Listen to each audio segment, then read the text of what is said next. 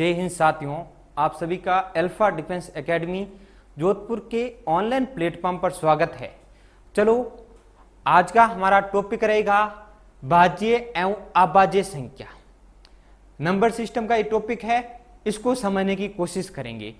हम समझने की कोशिश करेंगे भाज्य संख्या क्या होती हैं, अभाज्य संख्या क्या होती हैं और भाज्य एवं अभाज्य संख्या से किस किस प्रकार के क्वेश्चन बनने की संभावना रहती है, उन पर चर्चा करेंगे। चलो सबसे पहले हम बात करेंगे अभाज्य संख्या की। सबसे पहले हम समझते हैं अभाज्य संख्या। अभाज्य संख्या समझने की कोशिश करना, ऐसी संख्या, ठीक है, जो कम से कम दो संख्या से विभाजित हो, ऐसी संख्या को हम अभाज्य संख्या कहते हैं। बात समझ पा रहे हो? ऐसी संख्या को हम अभाज्य संख्या कहेंगे जो कम से कम कितनी संख्या से विभाजित होनी चाहिए? दो संख्या से, दो संख्या से विभाजित हो।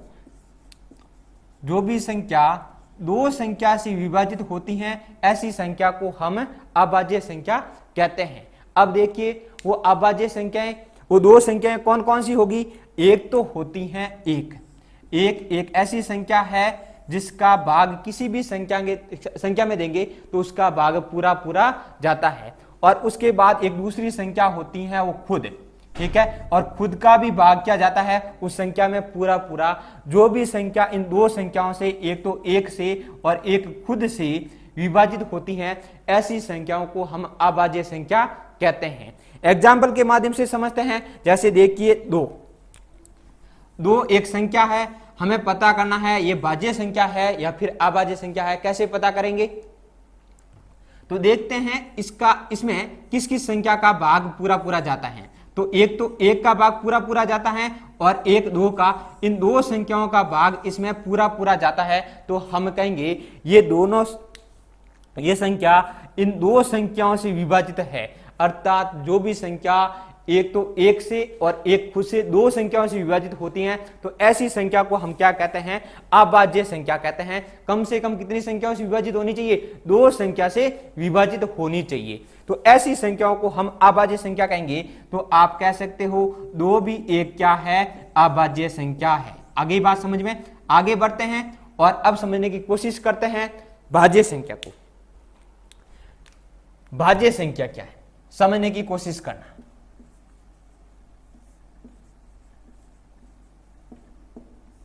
ऐसी संख्या को हम भाज्य संख्या कहते हैं जो दो या दो से अधिक संख्याओं से, ठीक है, सॉरी तीन या तो तीन संख्याओं से विभाजित होनी चाहिए या तीन से अधिक संख्याओं से विभाजित होती हैं। तो ऐसी संख्याओं को हम क्या कहते हैं?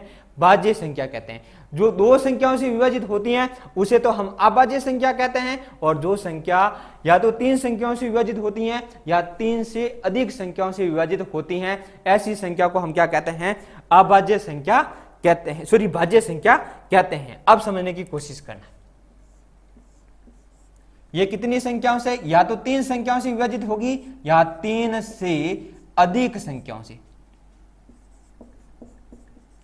आगे बात समझ में, एक बार फिर से मैं आपको समझा दूं। जैसे एक संख्या ले रहे हैं हम 6, एग्जाम्पल के माध्यम से समझने की कोशिश करते हैं। अब देखिए 6 में किस किस का भाग जा रहा है? आप कहेंगे सर एक तो एक का भाग पूरा पूरा जा रहा है, बिल्कुल एक का भाग जा रहा है, और दो का भाग जा रहा है, इसके बाद तीन का भाग जा, और इसके बाद 6 खुद का भाग जा रहा है। तो आप कहेंगे ये संख्या इन चार संख्याओं से विभाजित होगी, और जो भी संख्या या तो तीन संख्याओं से विभाजित है या तीन से अधिक संख्या से विभाजित है, तो ऐसी संख्या को हम क्या कहते हैं? भाज्य संख्या कहते हैं। तो यहां से मैं कह सकता हूं 6 भी एक क्या है? भाज्य संख्या है। आगे बात समझ में, तो मैंने अभी तक आपको ये समझाने की कोशिश की है भाज्य संख्या क्या होती हैं और अभाज्य संख्या क्या होती हैं। चलो आगे बढ़ते हैं और हमारे एग्जाम में किस प्रकार के क्वेश्चन हमसे पूछे जा सकते हैं उनके बारे में चर्चा करेंगे। ये इंपॉर्टेंट टॉपिक है, सही ढंग से पढ़ना इसको, यहां से क्वेश्चन बनने की संभावना बहुत ज्यादा है। अब देखिए चर्चा करते हैं सबसे पहले एक पर। क्या एक भाज्य संख्या है या फिर अभाज्य संख्या है, हमें पता करना है। कैसे पता करेंगे? तो आपको चेक ये करना है कि एक में हम कौन कौन सी संख्या का भाग दे सकते हैं।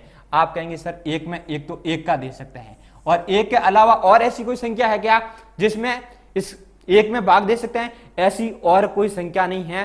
तो एक मात्र एक ऐसी संख्या है जिसमें केवल एक का ही भाग जा सकता है, अर्थात हम कह सकते हैं एक ऐसी संख्या है जो केवल एक संख्या से विभाजित है। बात करेंगे कि अब चेक करते हैं अभाज्य है या नहीं है। अभाज्य की परिभाषा में मैंने आपको क्या बताया था? जो संख्या कम से कम दो संख्या से विभाजित हो, ऐसी संख्या को हम अभाज्य संख्या कहेंगे। परंतु ये तो एक संख्या से विभाजित है, इसका मतलब ये अभाज्य तो नहीं है। आगे बात समझ में। उसके बाद बात करेंगे भाज्य की। अब चेक करते हैं भाज्य है या नहीं है। यह संख्या केवल एक संख्या से विभाजित है। भाज्य कब होती? जब या तो तीन संख्या से विभाजित होती या तीन से अधिक संख्या से विभाजित होती, तब तो हम कहते हैं ये भाज्य है। अर्थात अब हम कह सकते हैं एक संख्या से विभाजित है, तो इसका मतलब ये भाज्य भी नहीं है। इसका मतलब ये हुआ कि एक न तो भाज्य है, न तो भाज्य है और न ही अभाज्य है।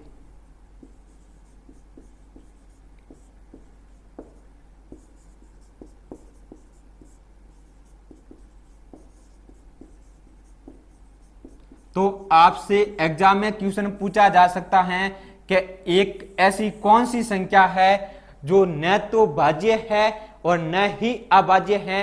तो वो संख्या कौन सी है? वो संख्या एक है। आगे बात समझ में। आगे बढ़ते हैं और अगली संख्या पर चर्चा करते हैं। चेक करते हैं दो के बारे में। दो कैसी संख्या है?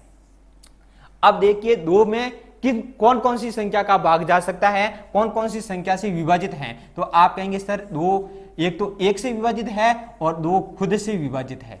तो आप कह सकते हो कि सर इसमें दो संख्या का हम भाग दे सकते हैं, और जिस किसी भी संख्या जो संख्या दो संख्या से विभाजित है, तो ऐसी संख्या को हम क्या कहते हैं? अभाज्य संख्या कहते हैं। अर्थात मैं कह सकता हूं दो भी एक अभाज्य संख्या होगी। चलो आगे बढ़ते हैं और बात करते हैं तीन की। तो तीन कौन कौन सी संख्या से विभाजित हैं? एक से और तीन से। दो संख्या से विभाजित है, कौन सी संख्या होगी? अभाज्य संख्या। आगे बात करते हैं चार की। तो चार में कौन कौन सी संख्या का भाग जा रहा है? एक का जा रहा है, दो का जा रहा है और चार का खुद का जा रहा है। तो अब देखिए ये कितनी संख्याओं से विभाजित हो रही हैं? ये तीन संख्याओं से विभाजित हो रही हैं। और जो संख्या तीन संख्याओं से विभाजित होती हैं, ऐसी संख्या को हम क्या कहते हैं? भाज्य संख्या कहते हैं। आगे बात समझ में। तो अब हमारे पास ये चार एक ऐसी संख्या है, भाज्य संख्या है। बात करते हैं पांच की। पांच में एक तो एक का भाग जाता है और एक पांच खुद का भाग जाता है। तो आप कह सकते हो पांच भी एक क्या है? एक है अभाज्य संख्या है। इसके बाद हम बात करते हैं छह की। तो छह में कौन कौन सी संख्या का भाग जाता है? एक का जाता है, दो का जाता है, तीन का पूरा पूरा जाता है और छह खुद का भाग जाता है। तो देखिए ये चार संख्याओं से विभाजित है, और जो संख्या तीन से ज्यादा संख्या से विभाजित होती हैं, ऐसी संख्या को भाज्य संख्या कहते हैं। बात करते हैं सात की। तो सात में किस किस का भाग जा रहा है? एक तो एक का जा रहा है और एक सात खुद का जा रहा है। तो आप कहेंगे सात भी क्या है? अभाज्य संख्या है। आगे बात समझ में। फिर बात करेंगे आठ की। तो आठ एक से विभाजित, दो से विभाजित, चार से विभाजित और आठ खुद से विभाजित। तो ये भी चार संख्याओं से विभाजित है, और जो भी संख्या तीन से ज्यादा संख्या से विभाजित, भाज्य संख्या। तो आठ भी एक प्रकार की भाज्य संख्या है। उसके बाद बात करेंगे हम नौ की। अब मुझे बताइए नौ एक कैसी संख्या है? तो नौ में कौन कौन सी संख्या का भाग जा रहा है? एक का जा रहा है, तीन का जा रहा है और नौ खुद का जा रहा है। तो ये तीन संख्याओं से विभाजित है, और जो संख्या तीन संख्याओं से विभाजित होती हैं, ऐसी संख्या को हम क्या कहते हैं? भाज्य संख्या कहते हैं। ये तो हमने समझाने की कोशिश की है कि भी भाज्य क्यों है और अभाज्य क्यों है। अब देखिए अब बात होती है मुद्दे की। यहां से क्वेश्चन क्या बनता है, सबसे पहला क्वेश्चन है ऐसी संख्या बताइए जो न तो भाज्य है और न अभाज्य है। तो आपका उत्तर क्या होना चाहिए कि सर ऐसी संख्या एक है जो न तो भाज्य है और न ही अभाज्य है। अगला क्वेश्चन सुनना, ऐसी संख्या बताइए जो सबसे छोटी अभाज्य संख्या है। क्वेश्चन ध्यान से सुनना, ऐसी संख्या बताइए जो सबसे छोटी क्या है, अभाज्य संख्या। तो मुझे बताइए सबसे छोटी अभाज्य संख्या कौन सी है। एक पर जाता है, एक तो न तो भाज्य न अभाज्य, तो ये भाज्य भी नहीं है अभाज्य नहीं है, तो अभाज्य कौन सी दिख रही है आपको। तो आप कहेंगे सर सबसे छोटी अभाज्य संख्या तो हमें कौन सी दिख रही है, 2 दिख रही है, अर्थात 2 सबसे छोटी अभाज्य संख्या है। विशेष ध्यान रखना। आगे बढ़ते हैं, अब आपसे पूछेगा सबसे छोटी भाज्य संख्या कौन सी है। देख के बताइए सबसे छोटी भाज्य संख्या, एक के बारे में सोचना ही नहीं है, न तो भाज्य न अभाज्य। दूसरी ये भी अभाज्य है और ये भी अभाज्य। हमसे भाज्य के बारे में पूछा तो भाज्य कौन सी है, तो आप कहेंगे 4 सर सबसे छोटी भाज्य संख्या है, सबसे छोटी भाज्य संख्या है। इसके बाद बात करते हैं सबसे छोटी विषम भाज्य की बात कर रहा हूं, समझने की कोशिश करना। सबसे छोटी विषम भाज्य संख्या बताइए कौन सी होगी भाई, सबसे छोटी विषम भाज्य संख्या। चलो चेक करते हैं, एक को छोड़िए, ये तो सम है, ये विषम है, परंतु कैसी है, अभाज्य। हमें तो भाज्य चाहिए। 5 भी अभाज्य है, उसके बाद 7 भी अभाज्य है, और 9 कैसी है, 9 विषम भी है और भाज्य भी है। तो हम कहेंगे सर 9 सबसे छोटी विषम भाज्य संख्या होती है। आ गई बात समझ में। और एक सबसे इंपॉर्टेंट क्वेश्चन है, ध्यान रखना, आपसे पूछा जा सकता है, नोट लगाकर लिखना, 2 एकमात्र सम अभाज्य संख्या है।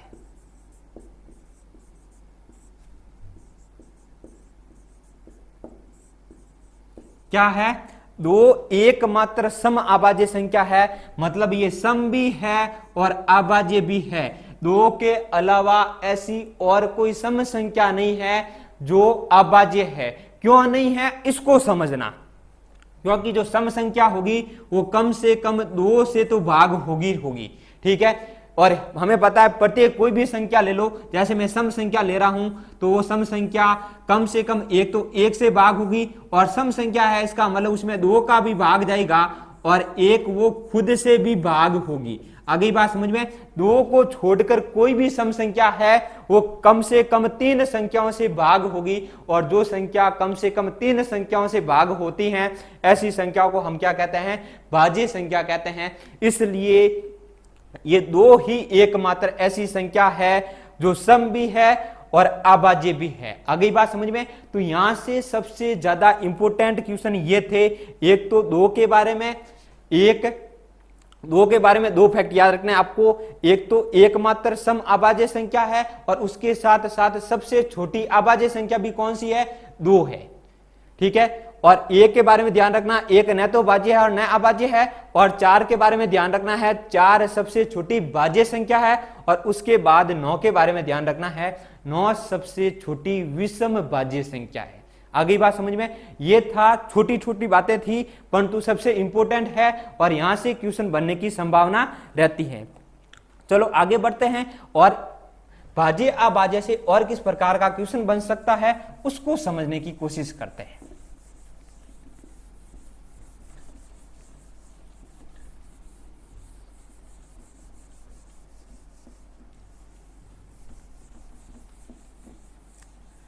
जो भी भाज्य अभाज्य से जो भी क्वेश्चन बनने की संभावना रहती है, जितने भी क्वेश्चन बनने की संभावना रहती है, प्रत्येक क्वेश्चन की बात करेंगे हम इस क्लास में।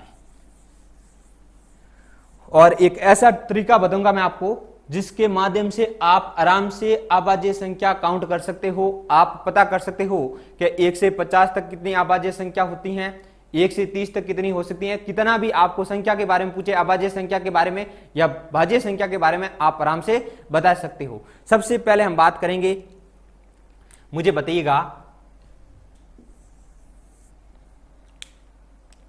हम बात करते हैं 1 से 10 तक। 1 से 10 तक आप मुझे बताइए अभाज्य संख्याएं कौन कौन सी होती हैं। तो सबसे पहले हम बात करते हैं 1 की। तो 1 तो अभाज्य, ये काउंटर नहीं होगी। 1 के बाद 2, 2 के बाद 3, 3 के बाद 5 और 5 के बाद 7 है। तो आप कहेंगे सर ये 4 संख्याएं हैं 1 से लेकर 10 के बीच में जो अभाज्य है। आगे हम बात कर रहे हैं 11 से 20 के बीच में।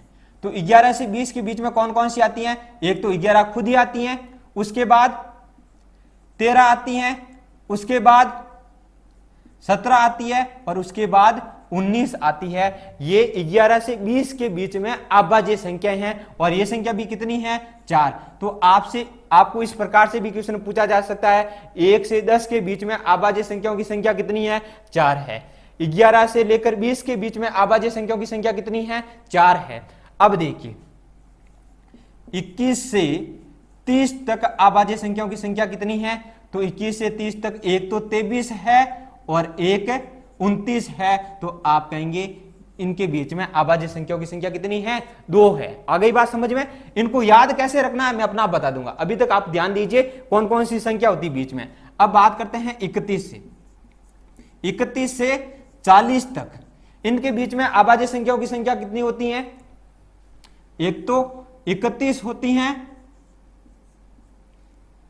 कितनी है? 2 है। ठीक है, तो ये भी क्वेश्चन बन सकता है 31 से 40 के बीच में अभाज्य संख्याओं की संख्या कितनी होती है? तो आपको बताना है 2 होती हैं। कौन कौन सी है ये तो आपको पता ही है। आगे बढ़ते हैं 41 से 50 के बीच में अभाज्य संख्याओं की संख्या एक तो 41 होता है, एक 43 होता है और एक 47 होता है। ये अभाज्य संख्याओं की संख्या इसमें कितनी है? 3 है। आगे बात समझ में? अब देखिए सही ध्यान से देखिए, आपको एक सीक्वेंस दिख रहा है 4 4 2 2 3। आप इसको इस प्रकार से भी पढ़ सकते हो 44 223। 44 223 एक नंबर है, इसको आप आराम से याद रख सकते हो और ये नंबर आपको इतनी सारी संख्याओं को याद रखने में सहायक होगा, हेल्प करेगा। आगे बात समझ में? अब देखिए आप आराम से पता कर सकते हो 1 से 10 तक अभाज्य संख्याओं की संख्या 4। अब आपसे पूछ ले मुझे तो बताइए 1 से 20 तक अभाज्य संख्याओं की संख्या कितनी होती है? तो 1 से 20 तक 4 और 4 कितनी हो गई? 8 है। वो पूछना चाहता है कि नहीं नहीं भाई मुझे तो किसके बीच में चाहिए? मुझे तो 11 से 40 के बीच में चाहिए। किस किस के बीच में चाहिए? 11 से 40 के बीच में अभाज्य संख्याओं की संख्या बताइए। तो आप आराम से बता सकते हो 11 से 40 के बीच में कितनी हो गई? 6 और 2 8। तो आप कहेंगे भाई साहब इसका आंसर कितना होगा? 8 होगा। अगली बात समझ में? वो कहेगा नहीं भाई साहब हम तो ऐसे पूछेंगे ही नहीं, हम तो आपको ऐसे पूछेंगे बताइएगा 21 से लेकर 50 के बीच में अभाज्य संख्याओं की संख्या कितनी है? तो भी आप काउंट करके बता सकते हो आराम से। 2 और 2 4 और 3 7। आप कहेंगे इसके बीच में अभाज्य संख्याओं की संख्या कितनी होगी? 7 होगी। और इसको अधिक समझते हैं, जैसे आपसे क्वेश्चन पूछा जा सकता है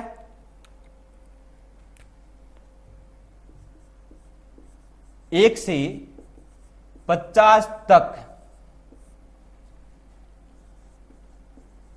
अभाज्य संख्याएं कितनी हैं? बताइएगा। ये रही सामने आपके 4 और 4 8 10 12 और 3 15। तो आप आराम से बता सकते हो कि सर 1 से 50 तक अभाज्य संख्याओं की संख्या कितनी है? 15 है। अब आपसे क्या पूछ सकता है? अब आपसे पूछ सकता है तो भाई साहब बताइए 1 से 50 तक भाज्य संख्या कितनी है? अब यहां आएंगे तो आप सोचेंगे और आपके लिए बड़ा संकट हो सकता है, यहां गलती होने की संभावना रहती है। आप गलती कहां करोगे ये भी मैं आपको बता रहा हूं। सबसे पहले तो आपको पता है 1 से 50 तक टोटल संख्या कितनी है? टोटल संख्या 50 है और 50 में से 15 संख्या तो अभाज्य है। तो अभाज्य को बाहर निकालिए, क्योंकि जो अभाज्य है वो भाज्य तो हो नहीं सकती। तो अभाज्य को बाहर निकालिए। ये 50 में से 15 बाहर चला गया, पीछे बच गया 35। आगे बात समझ में? तो 35 में से एक संख्या हमने ऐसा पढ़ा था, एक संख्या ऐसी पढ़ी थी जो न तो भाज्य है और न अभाज्य, उसको भी तो माइनस करना पड़ेगा। चलो एक को भी माइनस करते हैं तो एक संख्या और माइनस हो गई। अब हमारे पास पीछे कितनी संख्या बची है? तो आप कहेंगे 34 संख्या। तो हम आराम से बता सकते हैं 1 से 50 तक भाज्य संख्याओं की संख्या कितनी है? 34 हैं। आगे बात समझ में? तो बिल्कुल ऐसे इतने इजी क्वेश्चन आपसे एग्जाम में पूछे जाएंगे, परंतु गलती होने की संभावना रहती है, और कहां हम गलती करते हैं ये भी मैं साथ साथ में आपको बता रहा हूं। चलो आगे बढ़ते हैं और इसको समझने की कोशिश करते हैं। आपसे ये भी पूछा जा सकता है 1 से 100 तक अभाज्य संख्याएं कितनी हैं? आपको याद रखना है 1 से 100 तक अभाज्य संख्याओं की संख्या कितनी है? 25 है। ठीक है, अब इसका उल्टा क्वेश्चन वापस पूछ सकता है, 1 से 100 तक भाज्य संख्या बताइए। आराम से बता सकते हो ना भाई, 100 टोटल संख्या है, उसमें से जो अभाज्य है उसको बाहर निकालिए, अभाज्य 25 है तो पीछे बच गया 75, और एक ऐसी संख्या जो न तो भाज्य है न अभाज्य, उसको भी बाहर निकालिए, एक संख्या और माइनस करेंगे तो पीछे बच गई 74। तो आप कहेंगे सर 1 से 100 के बीच में भाज्य संख्याओं की संख्या कितनी है? 74 है। आगे बात समझ में? तो ऐसे बिल्कुल इजी क्वेश्चन आपसे पूछे जाते हैं। और एक चेंज कर दें इसमें, चलो आपसे इस प्रकार से क्वेश्चन पूछा तो 51 से 100 के बीच में भाज्य संख्याएं कितनी होती हैं?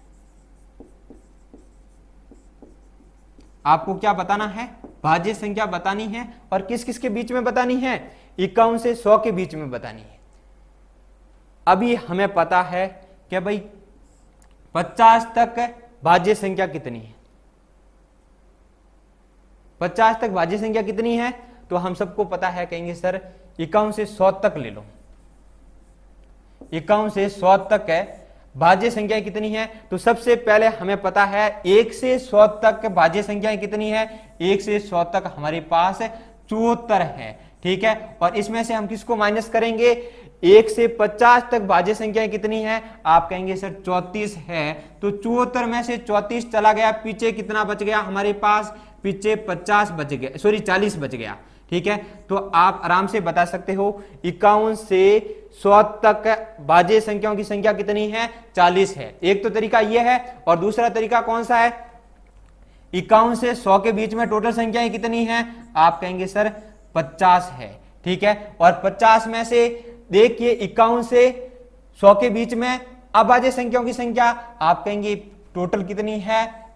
1 से 100 तक 25 है, 25 में से 50 तक तो 15 है, तो पीछे क्या बच गई? 10 बच गई। तो आप इस प्रकार से 10 भी माइनस कर सकते हो, तो पीछे क्या बचेगा? तो पीछे हमारे पास आंसर बचेगा कि 51 से लेकर 100 तक भाज्य संख्याओं की संख्या कितनी है? 40 है। अगली बात समझ में? चलो इसको और ज्यादा समझते हैं। आपको इस प्रकार से भी क्वेश्चन पूछा जा सकता है, 51 से 100 तक अभाज्य संख्याएं कितनी है? 51 से 100 तक अभाज्य संख्याएं कितनी है? बताइए कितनी है? अभी तक हमने बात की कि 1 से 100 तक अभाज्य कितनी है? 25 है। तो पहले मैं 1 से 100 तक ज्ञात कर लेता हूं, और उसमें से 1 से 50 तक को वापस घटा देता हूं, तो पीछे कौन सी बची? तो पीछे हमारे पास 51 से 100 तक ही तो बची ना। तो आप कहेंगे सर 51 से लेकर 100 तक के बीच में अभाज्य संख्याओं की संख्या कितनी है? 10 है। तो ये बिल्कुल इजी क्वेश्चन है, और ऐसे ही क्वेश्चन हमसे एग्जाम में पूछे जाते हैं, और यहां भी हम मात खाते हैं और गलती कर बैठते हैं। आगे बात समझ में? तो आज मैंने कोशिश की आपको भाज्य और अभाज्य संख्या को सही ढंग से समझाने की, और आप कहां कहां गलती कर सकते हो उसको भी बताने की कोशिश की है, और एक भाज्य क्यों नहीं है और अभाज्य क्यों नहीं है इसको भी समझाने की कोशिश की है, और ये भी बात समझाने की कोशिश की है दूसरी संख्या भाज्य क्यों है और अभाज्य क्यों है। आगे बात समझ में? तो आज के लिए धन्यवाद। जय हिंद, जय भारत।